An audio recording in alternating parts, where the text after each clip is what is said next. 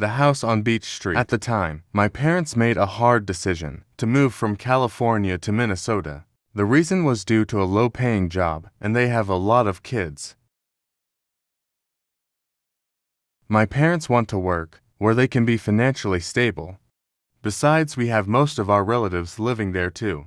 When we move there, we have no place to live, so we move in with an uncle and his family. The idea was to work for a couple of months and then move out.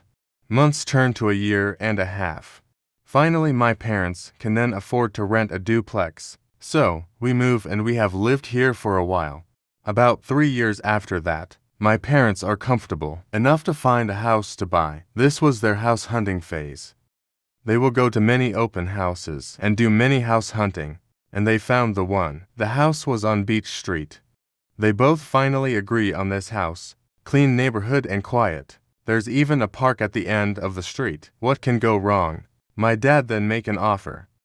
The offers was accepted. A month later, we were then able to start the moving process. We really didn't have much stuff to move into the house. My parents want a fresh start, so they only want to move the essential items and buy new things for the house. The first day of moving in, my parents took the dishes and clothes and body wash. They threw out our old couch and bed, except for my sisters. They want their bed. Finally, the day for us kids to see the house and sleep in our new house. This will be the first strange thing to happen. In the house, we unpack whatever's left. During this first night, my parents told the boys that since we don't have any bed yet, we can sleep on the floor in the living room with them. In the smaller kids, well, the girls can go sleep in their bedroom. My mom then lay out some sheets and pillows and blankets for us to sleep on. My brother Chang was sleeping at the furthers, near the door.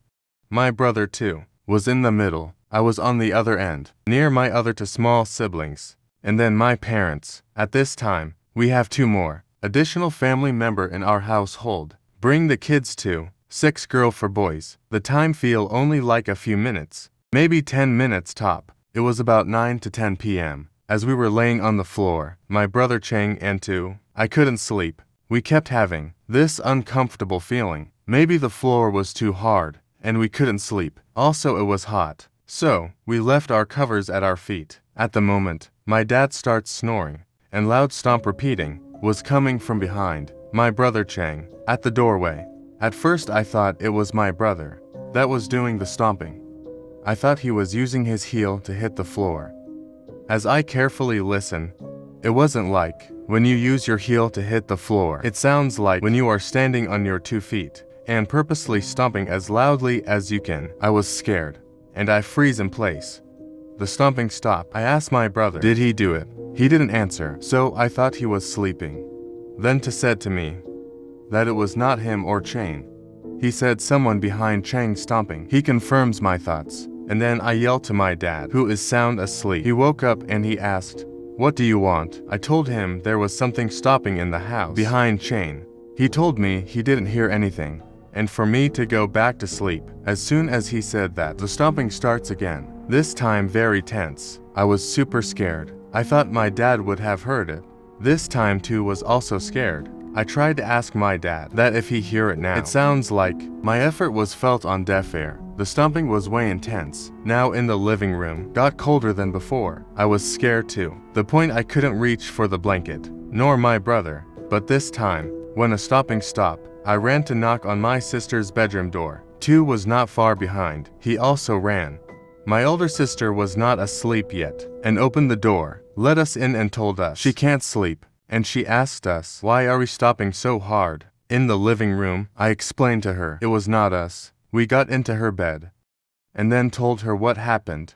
At first she didn't believe us, until I said it wasn't us that was the reason we both ran to knock on her door, and asked to come sleep with her and the girls, because we tried to tell Dad, but since he cannot hear, she got scared, and she believed us because she heard the stomping, but thought it was us. After that we fall asleep. The next morning, I went to ask Chang, was he sleeping? Do you hear anything strange last night? He had tear in his eyes and says that he heard it too, but was so scared because it was right behind him. So he just froze, was too scared to move, and then told me that after we ran to sleep with the sister, he heard the stomp again, but this time he can hear it like an old lady laughing. Was so scary. He was awake the whole night, until 6 in the morning, then finally fall asleep. I went to talk to my dad about it, and he said for me to stop lying, because he did not hear anything. I went to talk to my mom, and she said that she was very tired and deep asleep. After this strange encounter, nothing else happened, until one afternoon. It was a weekend.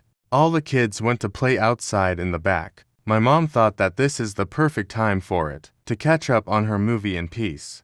So she went back in the house. She turned the TV on, put her movie in the VCR, and lay on the couch to enjoy. Moments into the movie, she said she remembered she wasn't feeling tired or sleepy at all. While she was laying on the couch, something came and dragged her off the couch, dragged her towards the hallway. She screamed at this point, and there was no one to hear her. As soon as she can get up, she ran outside to be with the kids. My mom did not tell anyone until my dad came home from working overtime. She explained to him what happened. He will be skeptic about it, saying she might have dozed off and fall off the couch. She insists that she was not tired, and he explain about how her being dragged towards the hallway. And my dad kept to his words and said, "My mom is just overreacting." He was said that there's nothing to be scared of. He will also say, why haven't he have any experience yet? After this experience, my mom and my aunt and her friend will one day go shopping together.